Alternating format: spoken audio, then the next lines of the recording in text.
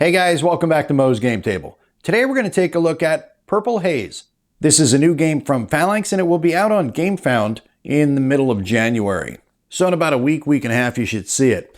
Today we're going to run through the patrol mission and I'm going to show you how it works. I'm not going to give you a detailed tutorial. I'm going to show you how the game works. We're going to run through the mission so you can get a feel for the flow.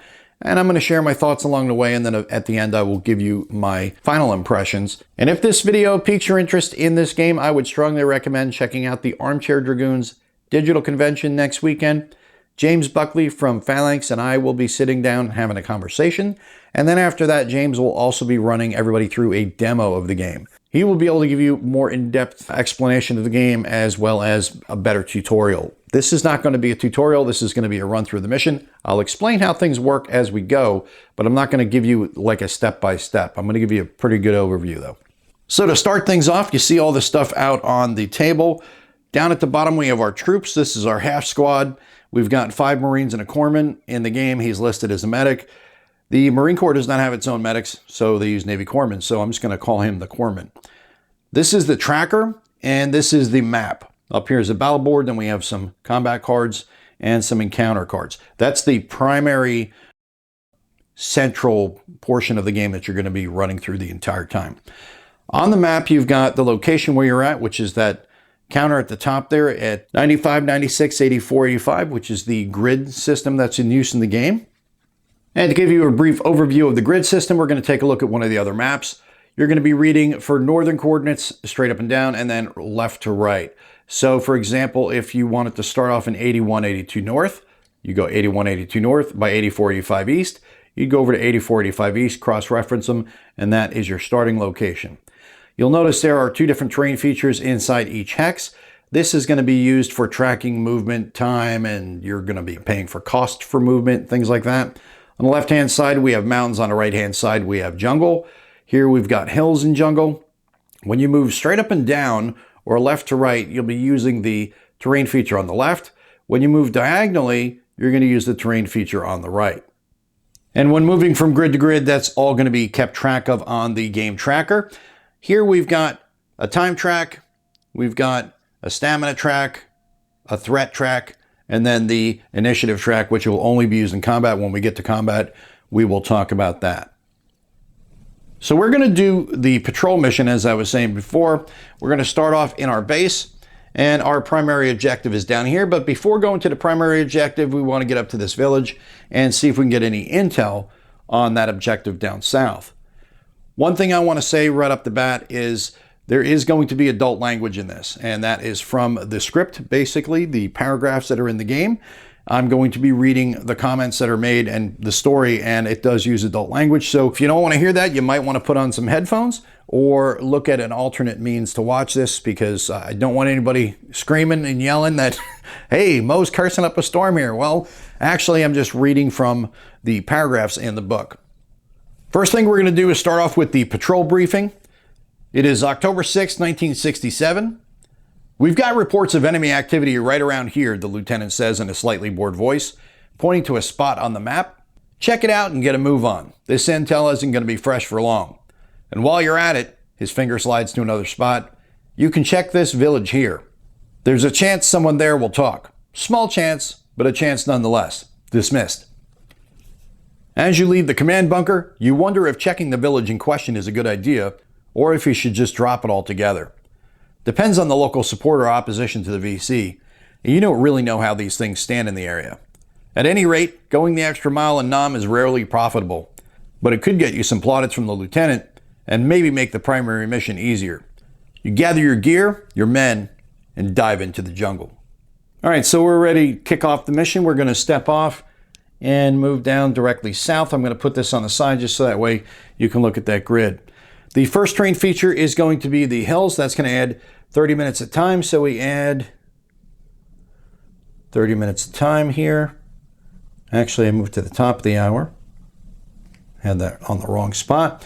And then it is going to be 2 on the stamina. So it drops from 15 down to 13. Then we have our threat marker moves up 1. And we also have to roll a threat die.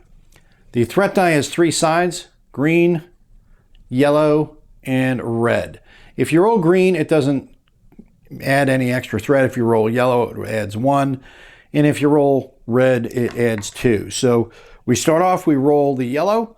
So that's going to add an additional threat, which moves us closer to combat. Once you hit 8, 9, or 10, you're going to be engaged in combat. And the next step is to do an encounter card. So it's an animal. And a quick look at the encounter card here. It says animal. There's something ahead of us. A little monkey stole one of your equipment. Discard one equipment card of your soldier's equipment. A little redundant in the text, but again, this is a prototype, so it's going to be a little sloppier than it will be in the final production. So being that we rolled yellow, this is what we're going to do. We're going to roll, we're going to lose one equipment card. If we didn't roll either one of these, we rolled green. This is what we would do. We would do that based on the terrain features. So like I said, we rolled a yellow on the threat die. We will lose a random piece of equipment. And we will roll to see who loses something. Number 5, and that's going to be rowing. He's going to lose a grenade. Apparently the monkey saw what looked like a giant pear or something stuck on his vest, and he decides to pull it off and run off with it. I hope he doesn't bite down on it, because that's going to be a bad day for that monkey. So we will move on to the next grid. We're going to put it back here where we were. We're going to move straight across. We're trying to get to the village. And again, it is hills. So it's going to be 30 minutes of time. We go up to 30, 2 more stamina, and 1 more threat. And then we roll the threat die, and we roll a green this time, so no additional threat. And then we go to our next encounter. And this shows you this is going to be a test up at the top right. It's going to be a random Marine, and they're going to be testing their survival skill, and it's going to be in a post test. I'll explain all that here in a minute. On the left-hand side, we rolled green, so it's going to be a -1 die on the opposition roll, and then the rewards are going to be over here on the right-hand side. I'll explain what all that means here in a minute. So the first thing we're going to do is randomly determine who it's going to be that's going to take the test, and it's going to go to rowing, and that's actually good because he's got a 4 on the survival skill. What he's going to do is he's going to have his 4 dice, because he's got 4 for his survival skill. You've got skills down the left-hand side for each Marine. These skills are survival, charisma, perception, intelligence, and will. And then at the top, you also have some strength, which we'll get into here, mental and physical, as we run into those items. Like I said, this is going to be a test of his survival skill, and it's going to be an opposed test. How these tests work, you roll 4 dice for your skill number, which is 4 for him. You have 3 blue dice that you use, and these are called trigger dice. And then you have the opposition dice, which are the white dice. And this is going to try to cancel out any successes you have with your red dice. And the big thing here with this white dice, normally it's 4, but because we rolled the green, you get a modifier of -1. So we're going to take one of those out of here. We roll the blue dice, and we get a 5, a 4, and a 2. We'll roll the opposition dice, a 5. That'll match up with that. 3 doesn't match up with anything, and neither does a 1. So the opposition gets 1 success. And we'll see what I get, a 5. All right, so that's going to cancel each other out. I get a 4. I get 2 4s. So 2 successes, and that one doesn't count. So the 5s will cancel each other out here, and then I've got 2 4s. So that gives me 2 successes, and with 2 successes, I get 1 XP, and I get to drop the threat down by 1. So we clean all that up, and I get the 1 XP. I'll mark that down. And then we drop the threat by 1. So now the threat is at 2. So that was actually a beneficial encounter. And as you saw, it was green at the top right. So that means that is going to be either good for you or at least not painful. The red ones are dangerous. So continuing on, we're going to step out into the village here. Then we're getting out into some clearings. We're only going to have 15 minutes of time. That's going to be taken on that. And then we have 1 on the stamina and then 1 threat. We're back up to 3. We roll our threat die and it is green again. So no additional threat. Now we have our encounter. Napalm, and it's red. So this is going to be bad. Now, one final warning, as I said at the beginning of the video, there's going to be some language in this game based off of what I'm going to be reading on cards and primarily from the paragraphs. Remember, this is a narrative story. This is about war, and it's going to have some adult language. So, final warning, in case you got any kids in the room, make sure that you either mute, put on headphones, or you change the channel if you don't want them to hear the language. Oh shit, those fours are headed our way. They'll drop some serious shit. It says to move into the location you came from, which means we're going to duck back into the hills here. We also drop our threat by 2, which is good. Drop that down to 1. But you don't change the time and the stamina. So we lost the time and the stamina, but we do decrease the threat because some phantoms came in and dropped some napalm so that either they had reports of VC in the area or they thought there was some. And that should scatter them to the 4 winds, at least for a little while.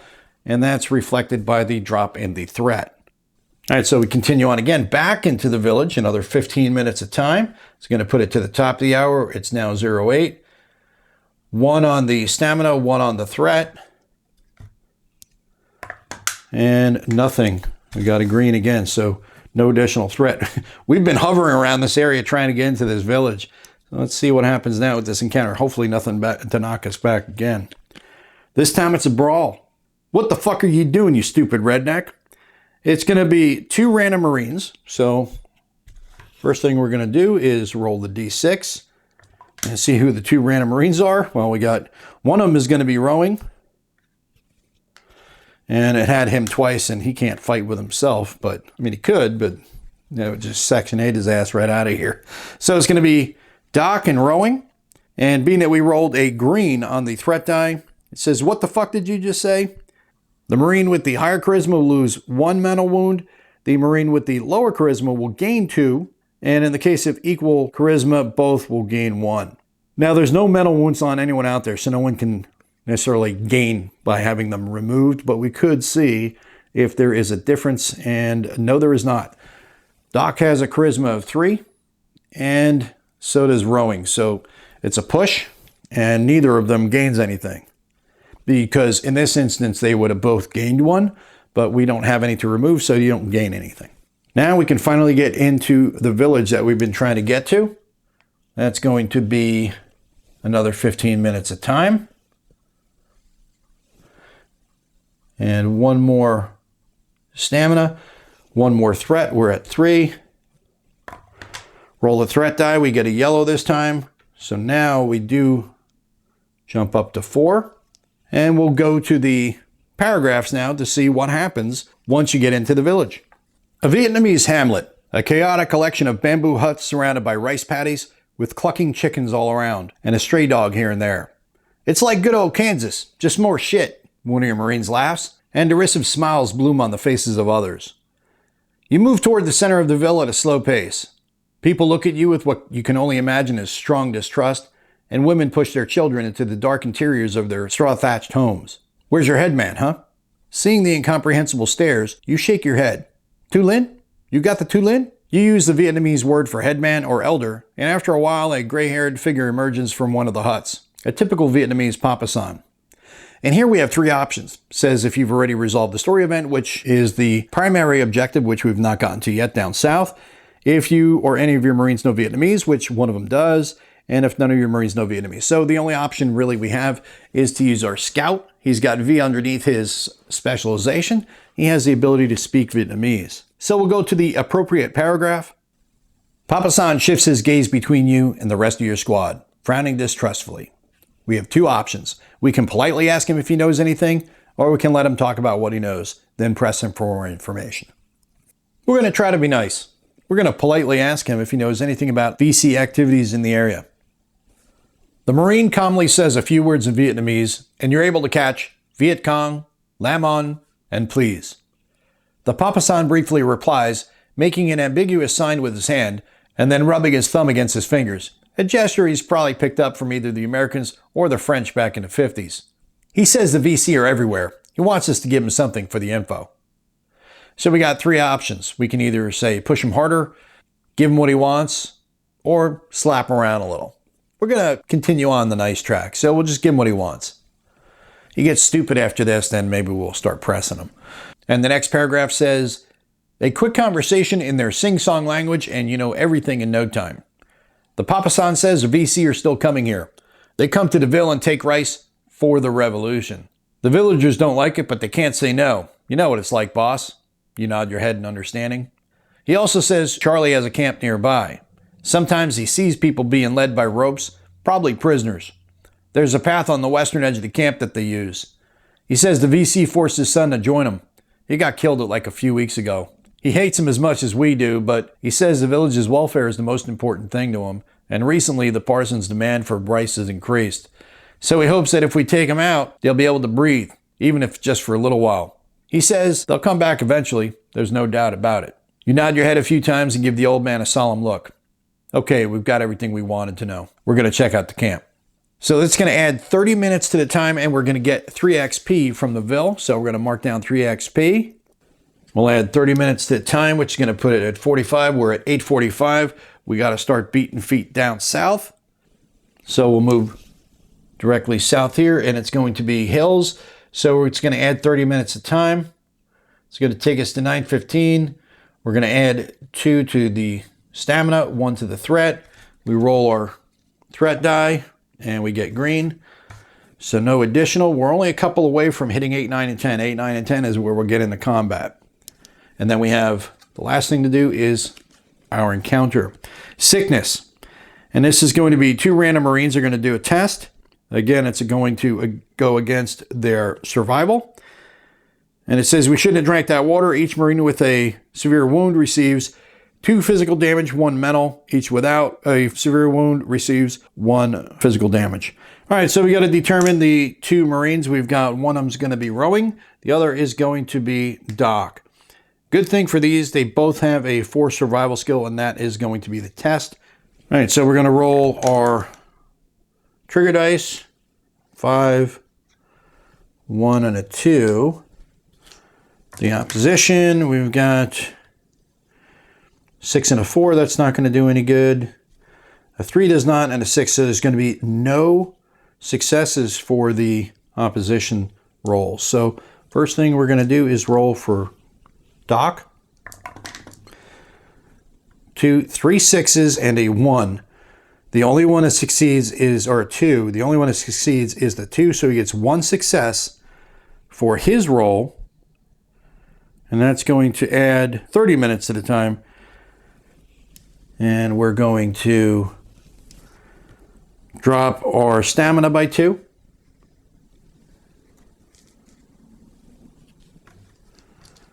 And then we'll do the same for rowing. He's got a pair of 3s and a 2. Opposition is going to roll a 4, a 3. So he's got 2 successes with the 3s and nothing else. He's got 2 4s and a 6. So he's got 2 successes with those 3s. Rowing's got the 4 dice he's going to roll. And he's got a 6, a 2, a 4, and a 3. So he gets the 3. He gets a 2. And a 6 and a 4 aren't any good. So he has 1 success because this counts as 2 for the opposition. This counts as 2 for him. Those wash. And then he gets the 1 for the 2. So with the 1, it'll add an additional 30 minutes of time. Moves it to 10:15. And it'll drop back the stamina 2 more. But we are getting close to time. We've got to get there by 11 o'clock. So it is already 10:15. We've got 45 minutes. And that's going to cost us 30 minutes right there.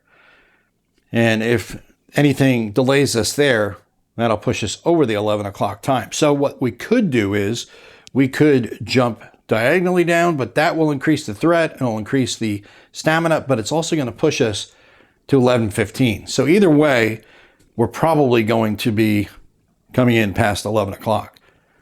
Let's see how this goes here. We've got 45 minutes added. That will move us to 11 o'clock. We got to do this first. Roll our threat die, and it is green, so we're good to go. Then we roll, we see what our encounter is. Weather. I wonder what the weather will be like today. Oh, nice. Says green. Today is a nice weather day. 3 random Marines will lose any mental wounds they have, but they don't have any mental wounds. Pardon me, my throat. They don't have any mental wounds, so that doesn't do anything for us. Again, it is 11 o'clock.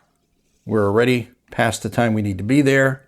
By the time we get there, we're going to be past it. I should say it'll be 11:45 when we arrive. That will add 3 to the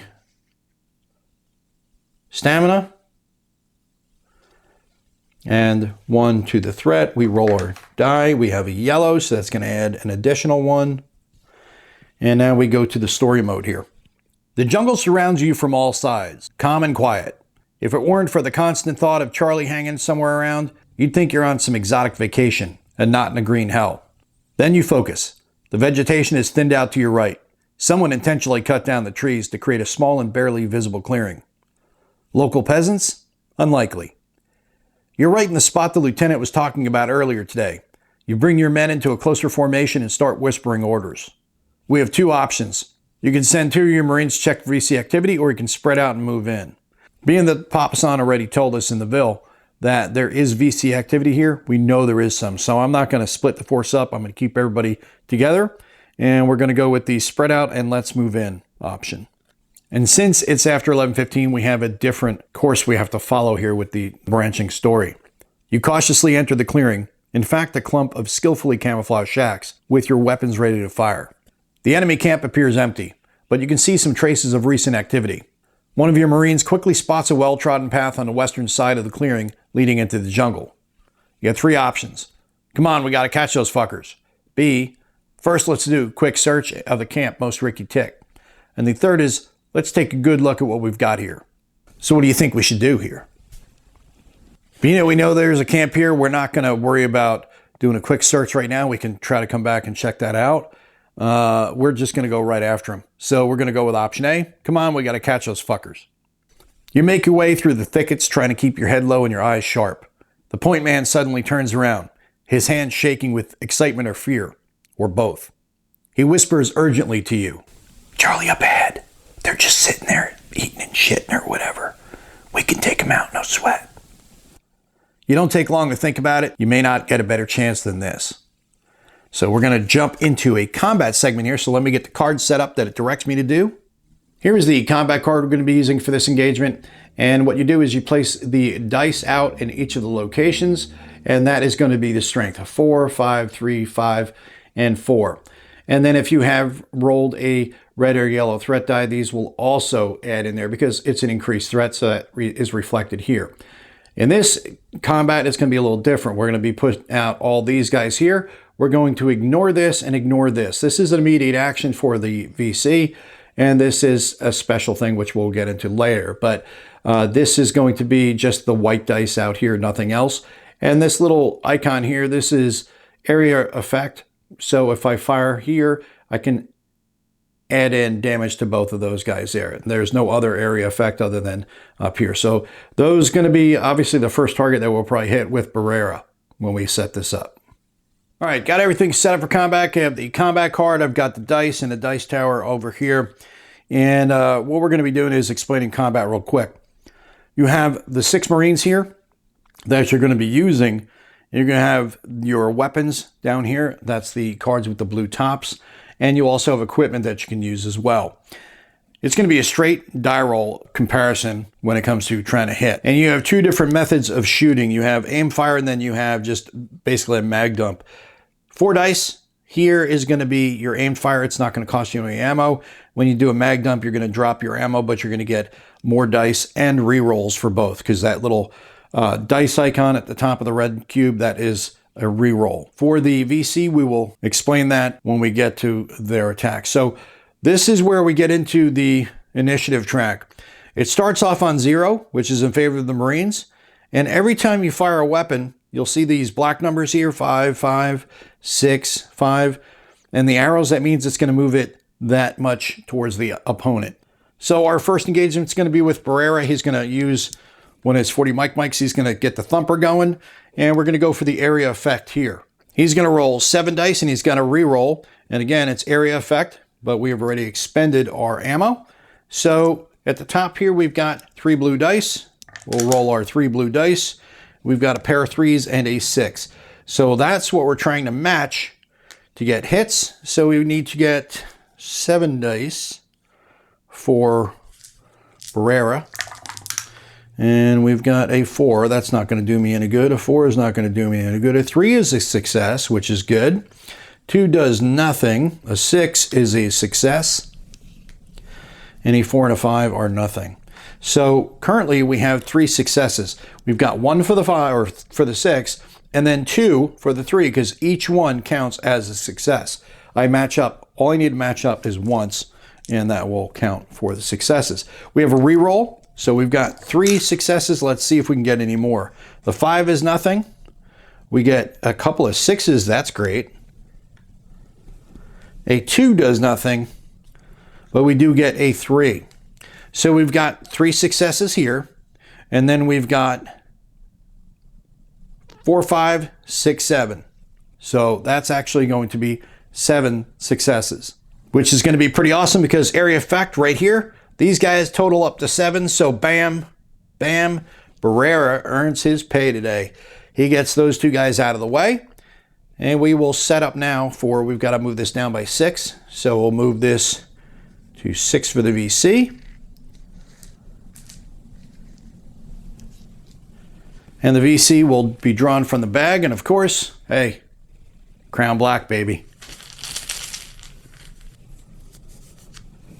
There is the token, and it will be 4 and 2 damage. So what we got to do is we got to determine the 2 Marines that will be attacked. First one will be Barrera, and the second will be Doc. Reason why we do this is we can try to duck. Doc has a 4 duck, and Barrera has a 3. So we just roll. This is what we call a simple test. We roll the dice, and we're looking for any pairs. Right here, for example, if this was the roll, I've got 2 5s, that's 1 success. He would be able to duck at that point. It would be considered duck, and he would avoid the wound. Same for Barrera, but he's going to use 3 dice. So let's roll the 4 for Doc. He gets a 6, a 5, a 1, and a 3. He does not pass that, so he takes 1 wound, or 1 damage, I should say. And then we've got 3 for Barrera. And he rolls a 3, 5, and a 1. He fails, so they both get pegged.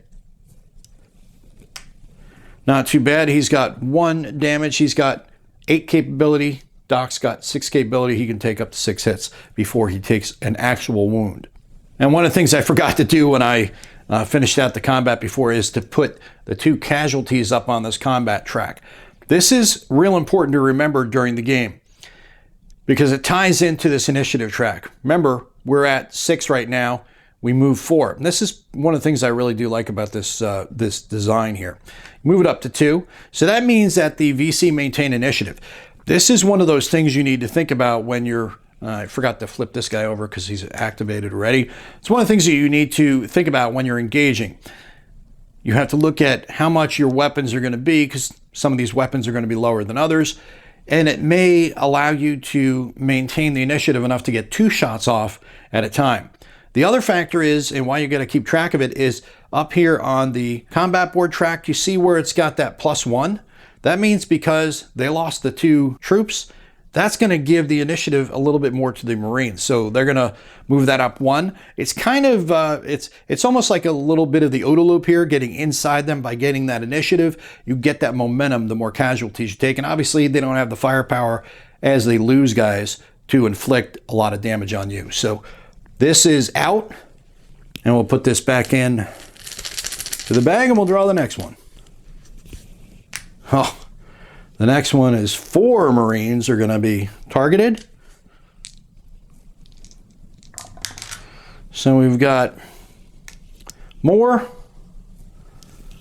white, and more takes more. He gets 3 shots at him. He'll only get 1 duck back, or 1 duck. He gets 1 success. So he avoids 1, he gets 2 hits, because you can only roll once. Which is where it's good for Doc. He's got that 4 duck ability. The other guys only have 3. With the 4, he can actually, with the 1 roll, get more, because if you had the 6s here, that's 1 success. If you roll another 6 on this basic test, that's actually 2 successes. So Doc could actually, I think, get like 3 successes in total with his 4 dice, and the most that these Marines can get is 2. So it is an outside chance that you'll avoid multiple hits. You're trying to at least avoid the 1. So now we go to the next guy, and that is going to be 3 also. That's White. He gets a 5, a 3, and a 1. He does not. He takes a hit. And then we are done. And this will move up 6. So that goes to 5 on the initiative. And we'll put this back in the bag. And we've got 5 guys left. We've got 3 of their guys. And one other thing I forgot to mention when I was looking at the card before is these triangles. This is the range. You got 1 triangle that's close and 3 is far. When I shot with Barrera before, he's got the 2 triangles here.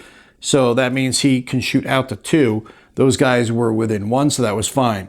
The furthest guy is 3, this guy's 2, this guy's 1. So the M16s, the AKs, they can all shoot out to 3. If he shoots at a guy in 1, he's going to get an extra red dice. So that's one of the benefits of the AK. So let's go with White. He's going to activate. We'll just flip him over. He's going to mag dump.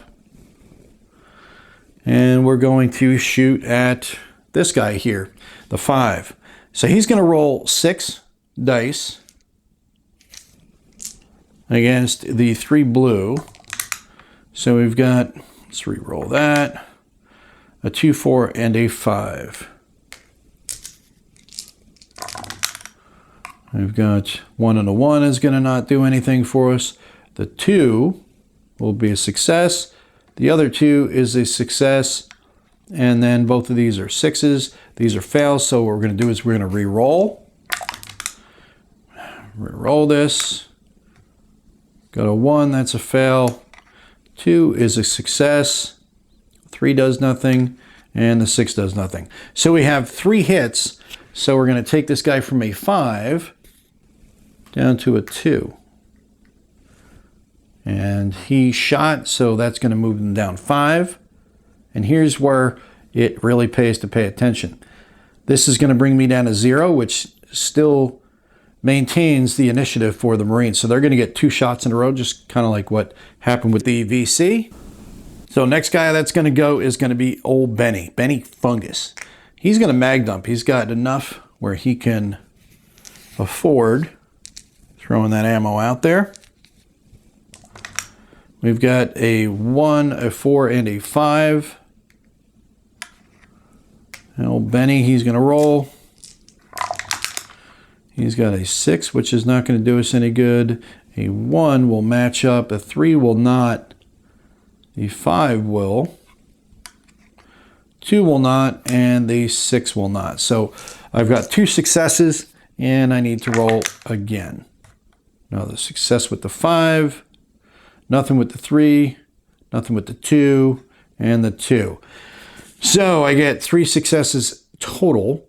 And that was against this guy here, because I'm trying to go for the tougher guys first. That drops him down to a 2. I was hoping to get that guy out of there, but that's not the case. I've already used up 3 of my guys, and they still have 3 guys out there. So now I move it over 5. It goes to the VC, and we'll see what they get here. So that's going to move 6. Actually 7, because we have the +1. So 1, 2, 3, 4, 5, 6, 7 on 2. And we're going to have 3 Marines getting shot at. 1, 3, or 1, 6, and 5. So Doc will try to duck. Duck and Doc was not ducking fast enough. 3, 4, 5, 6. No duck for Doc. And he loses, or he gains, I should say, another hit, and then we've got a duck for rowing, and he does get a success, so he does not take the hit. And then the final one is for Barrera, and he gets a success, so he does not take the hit. So the only one who was not fast on the duck was Doc. I've not been doing as good as I want to be, so I may have to go with mag dumps on all these guys just to clear them out. So one thing I may leave that 4 to Doc, so maybe I'll shoot him now, because the reason why I want to take a shot with him is he gets the extra blue die if it is in close range. He can shoot out the two range because the 2 triangles there, but if he shoots the 1, he gets the extra blue. So we need every benefit we can. So we'll go with Doc next. He's going to fire his shotty, and he gets 4 trigger dice. So you get a 2, 3, a 1, 2, 3, and 6. And he's going to roll 4 dice on the reroll, or with a reroll. He gets a 1, a 2. So I get 2 successes there, a 5 and a 4. So nothing on those. So roll these 2 again, a 5 and a 1. Damn. So 5 did not do anything for me, but I got 1, 2, 3. I got 3 successes for Doc when he's shooting out to the guy here. So this is going to be pretty much impossible to take these guys out at this point.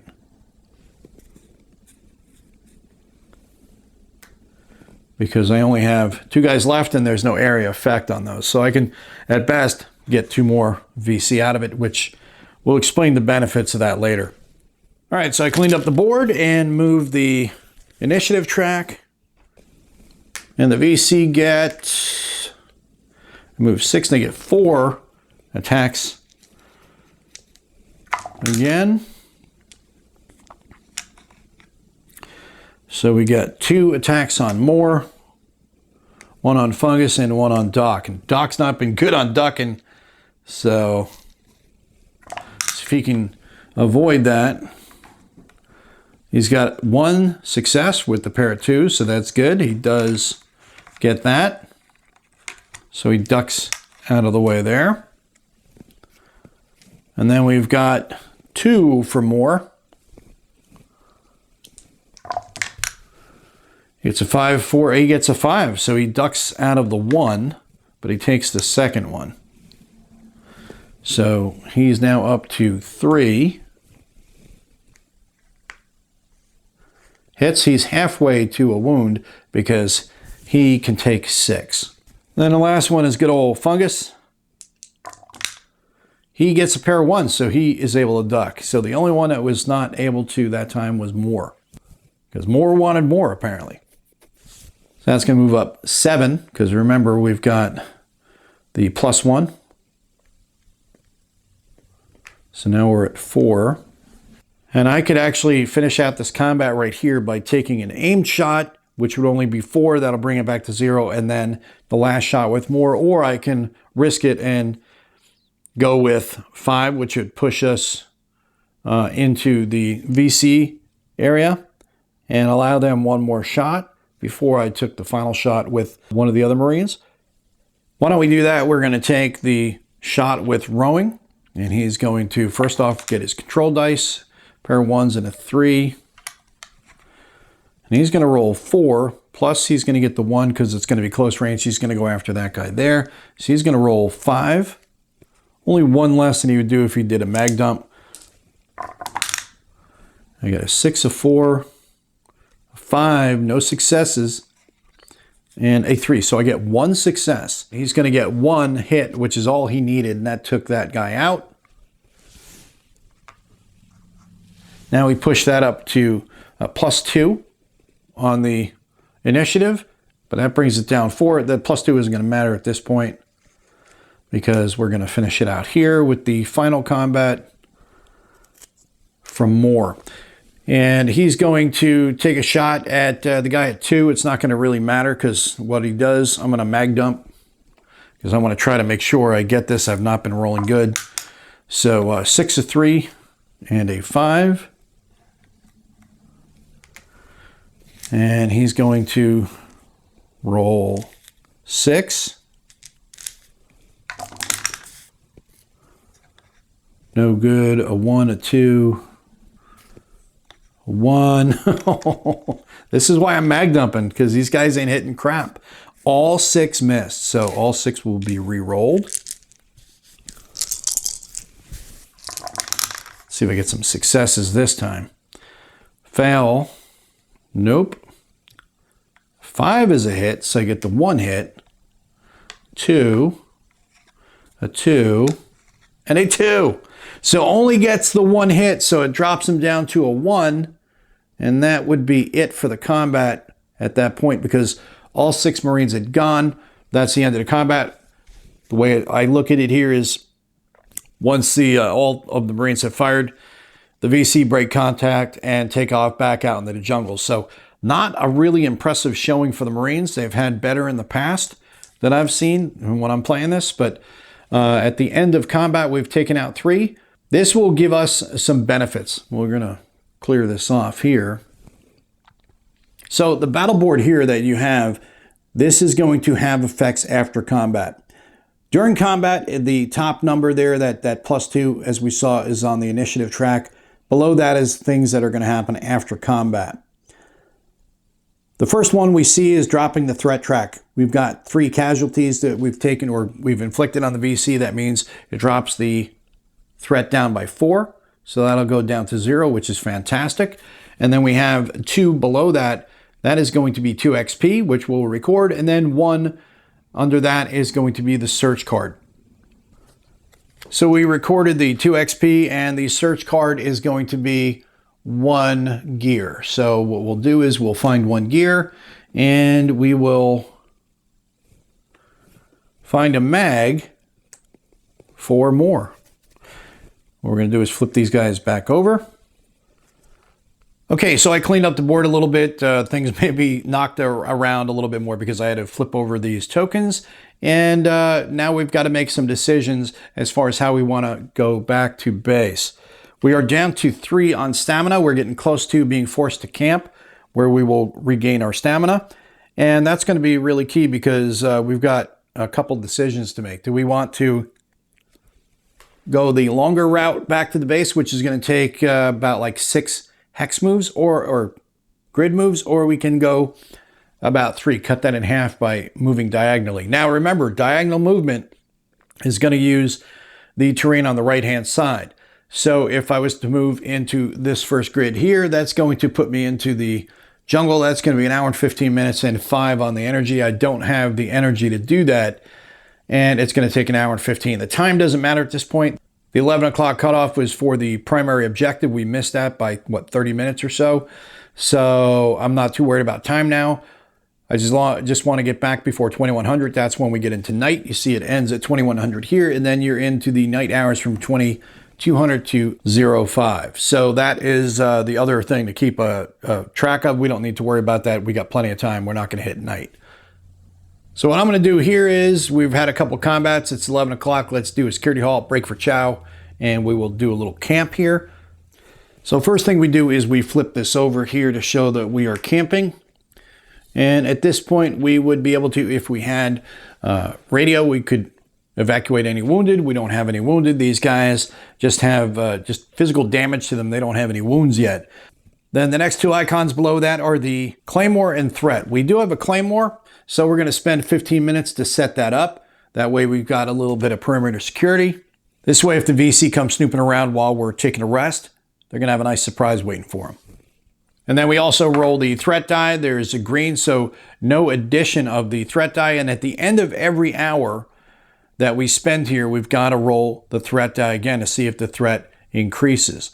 For every 15 minutes we sit here and wait, we gain back 1 stamina. So we're going to move this from 3 to 7 because we're going to take 1 hour minimum. Looking at the path we're going to be taking, it looks like we're going to need at least 10 stamina. So we are now at 7. Let's go with another 45 minutes, and that way we can get ourselves back up to 10. which we will do. And we also will avoid having to roll the threat die, and we can move out here.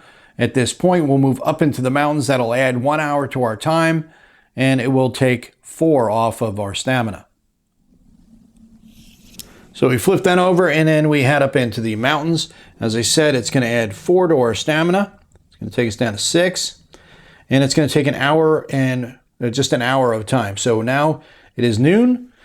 We move our threat die up 1, and then we roll the threat die, and we get a green. So no additional threat. We'll move up into the Ville. That's only going to cost us 1 stamina and 15 minutes of time. Oh, we forgot to do one thing. Let's go back here.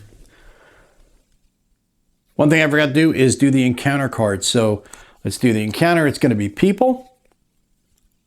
It says here there are people on the road. Maybe we can get some info from them. If any of you guys know Vietnamese, you can get some additional XP. So we get 2 XP from the people, and now we move up into the Ville, and that's going to cost us the 1 and then 15 minutes. Plus we roll the threat die, and that gives an extra 1 threat. I did not count that yet. Now we do another encounter. Booby trap. Maybe you shouldn't touch it. We roll the yellow, so that is going to give a +1 on the white die because it's going to be an opposed test. So we've got 1 random Marine is going to do this, and it's going to be Doc of all people. Last person you want to get hurt right here. He's going to test his survival skill. His survival skill is 4, and it's going to be an opposed test, so we're going to roll 3 blue.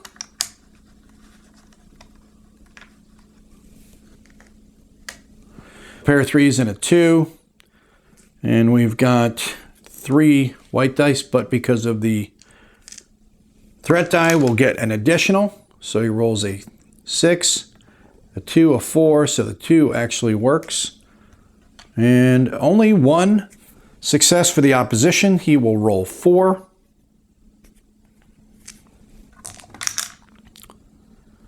And that is not a success. A 2 is a success, so those 2 are going to wash.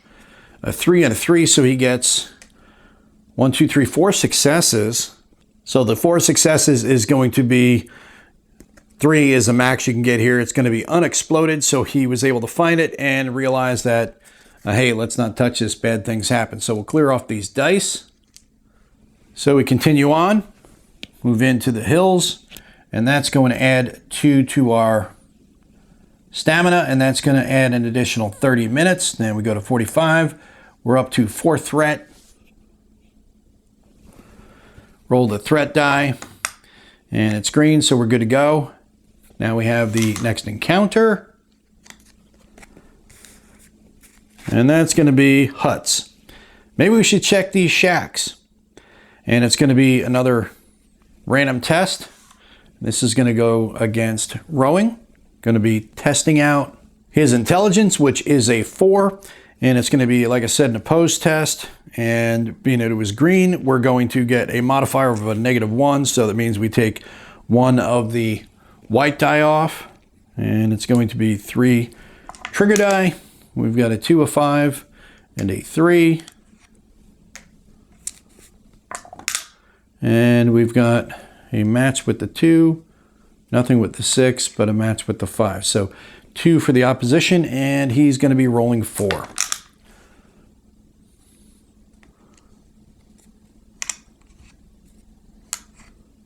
So the 2 will match, the 5 will match twice, and the 3 will match. So that's actually pretty awesome.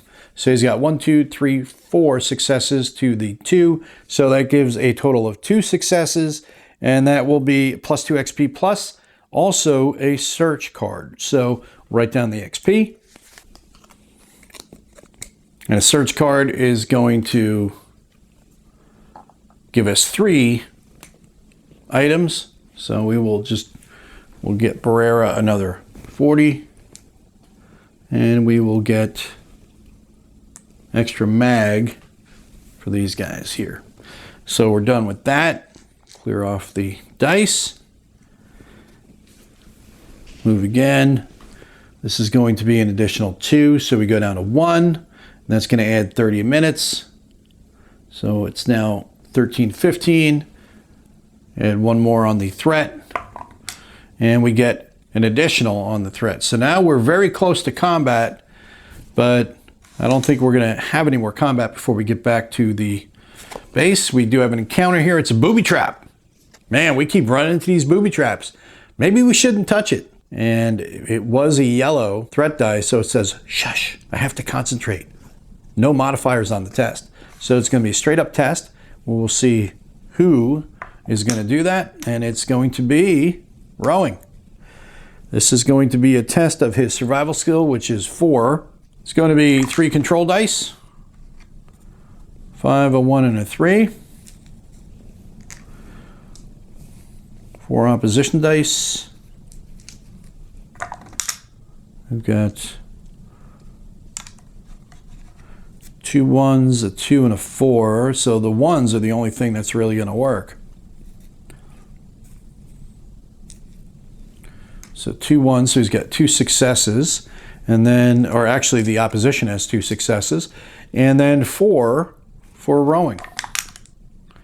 He's got a 5, which is a success. A 3 is a success. A 3 is another success, and the 4 doesn't count. So he gets 3 successes to the 2. Those cancel, the 2 of them cancel each other out, so he gets a 1 success, and he will be able to remove any brain injury, and then also will be able to remove any physical damage, but he don't have any of those. So that was, it was good that he didn't take any damage, because those can rapidly get pretty bad. And then the final is going to be the step into the base, which would put us at camp, which is perfect, and then an additional 15 minutes. And then the threat would only move up 1, because you're in the base. Unless there's going to be anybody inside the wire, you're not going to have to worry about it right now. But that is a quick run through of the patrol mission. This is actually one of the cleaner ones that I run through. I run this a couple times and run into some really bad situations where I've had injuries and things like that. So this was pretty smooth sailing on this one, but this gives you an idea of how the story elements work with this game and a feel for what to expect. I hope that helps you guys understand how the missions will flow in this. Obviously, there are going to be different missions. There's going to be different paths you'll take. Like, for example, we were late getting there. That put us on a different path than if we had gotten there ahead of time. We would have had, I think, a better jump on the VC and been able to attack their camp in a better way. I hope that helps you guys get a sense of how the story flows in this game. It wasn't a super eventful patrol. It's actually pretty quiet. I've had a couple others where I was in multiple combats and it was really bad, where I had wounded guys and things were hanging on by a thread. But these do develop each time you play them into different ways. For example, this time we were behind the schedule. We had to be at the primary objective by 11 o'clock. We got there like 11:45, so we were late. That put us on a different path story-wise from what I've been in before. And it also, there's another story where you find intel on another camp, and that is something else you can pursue, because you see the time right now. We've got back to base. It's not even 2 o'clock in the afternoon. You got till 9 o'clock in the evening to where it gets to night. We had another 7 hours. We could have humped across and gotten over to the other camp that you'll find if you play this game out and you get to that paragraph. You find another camp and you can get into more combat, gain more XP. XP is important because for every 5 XP you can add or upgrade your specialization card. All these guys are cherries except for the scout and the medic over here, the corpsman. That is one of the things you need to do with your squad, is develop them up. Cherry doesn't give you anything, but as you can see, the scout gives us Vietnamese language, which is like the first thing you want to grab, and then the medic obviously gives you the capability to take care of your troops. So the initial impressions I have from playing this prototype is realize there's still work that needs to be done on it. There needs to be some words that need to be cleared up. Some of the cards need to be cleared up. That is just development stuff that will be done afterwards. But overall, I think the game is on a good track. I like how this initiative track really does kind of go back and forth. It does give you the ebb and flow of combat. As the VC take casualties, it gives the Marines a benefit. You're getting inside that OODA loop a little bit. You're getting a momentum going your way. Then the effects after the combat as well, where it drops the threat level It also gives you XP, and then you can do searches. That's one of the things I feel is a little weird about the game. You can only carry so much ammo out there with you. You'll do your mag dump like I was doing to get the extra dice, and you do the reroll.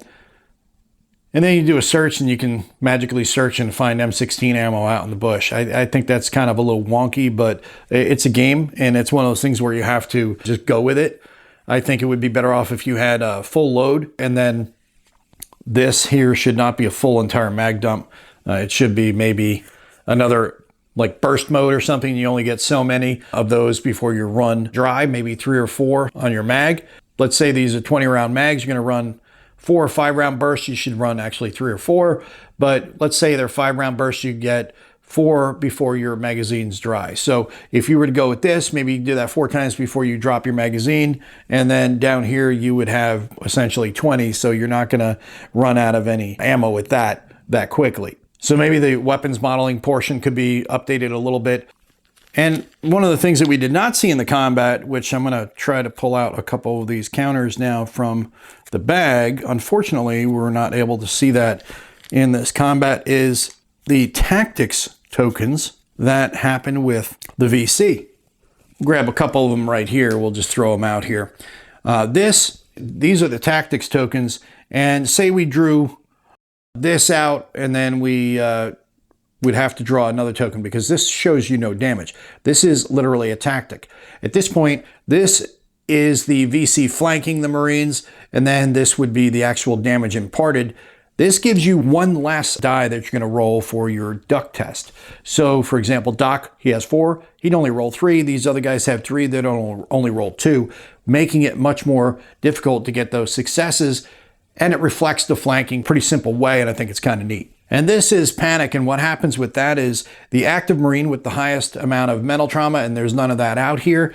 This is mental trauma. That's the token for that. He would then become inactive and cannot perform any actions for the remainder of the combat, which would really suck at the last one in. If I had one guy left that I wanted to kill and he was going to be the last guy, that would be a perfect time for the VC to get that one, because then it would inactivate him and that would be the end of the combat. And the other thing I'd like to see would be to involve tactics with your Marines. Hopefully they can look at something like that in development, because as it is now, you just have 6 guys that are just running linear missions out there, and they are basically just rolling and testing constantly. Now, it's cool. It creates a nice narrative, but I want to have more agency in some tactics for my Marines. We have formalized training for these guys. These guys don't have the same level of formalized training, so you'd expect these guys to have tactics. You see some tactics for the VC that they're learning on the job. These guys should have that capability as well, whether it be a one-time thing that they can use, you can use per mission, or one time per combat. You can utilize a flanking maneuver, or you can have one guy shoot twice. Maybe you could say, Barrera, drop a thumper out there, and then maybe Doc, you can throw smoke or something like that. So that way it obscures, because smoke will actually move it forward towards your initiative. So you've got 6 for here. This would bring it back 4, so that would bring it to 2.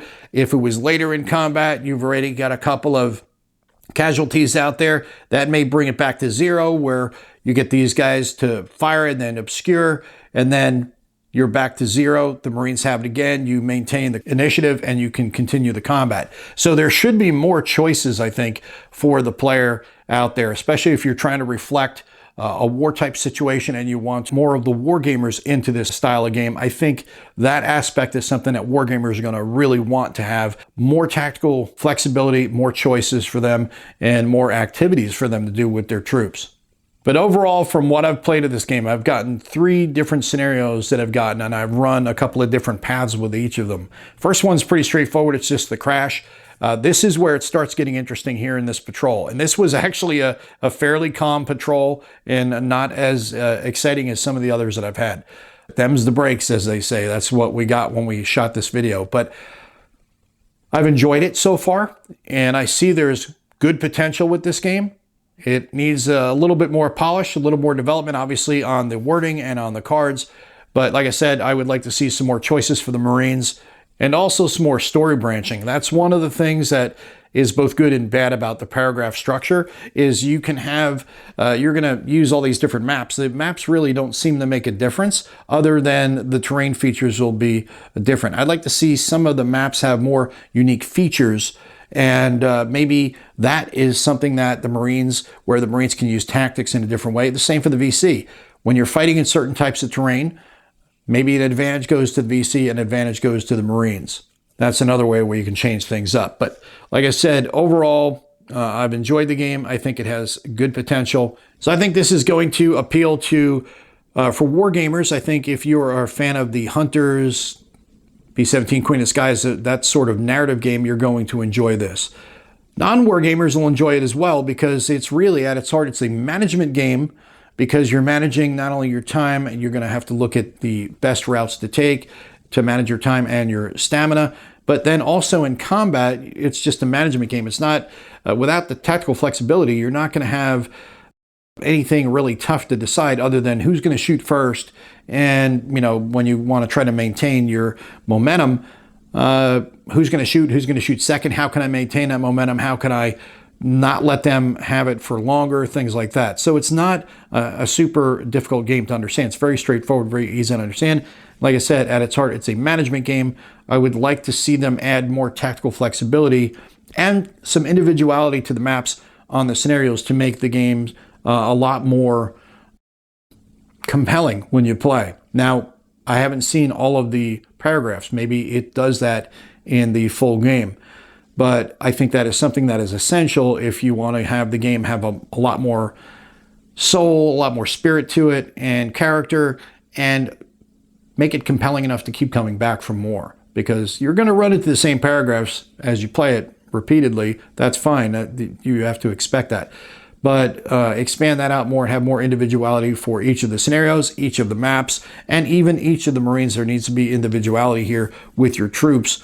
We're seeing the tactics for the VC. We want to see tactics for the Marines.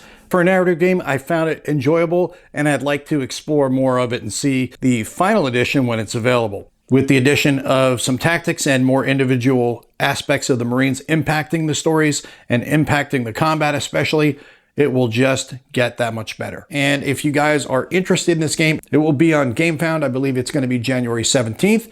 And for those who want to play this and get a little more information, next week, Armchair Dragoons Digital Convention, James Buckley from Phalanx will be there. I will be having a conversation with him on the channel, and then he will be doing a live demo through Tabletop Simulator at the con. So make sure that you sign up for ACDC and go check this game out.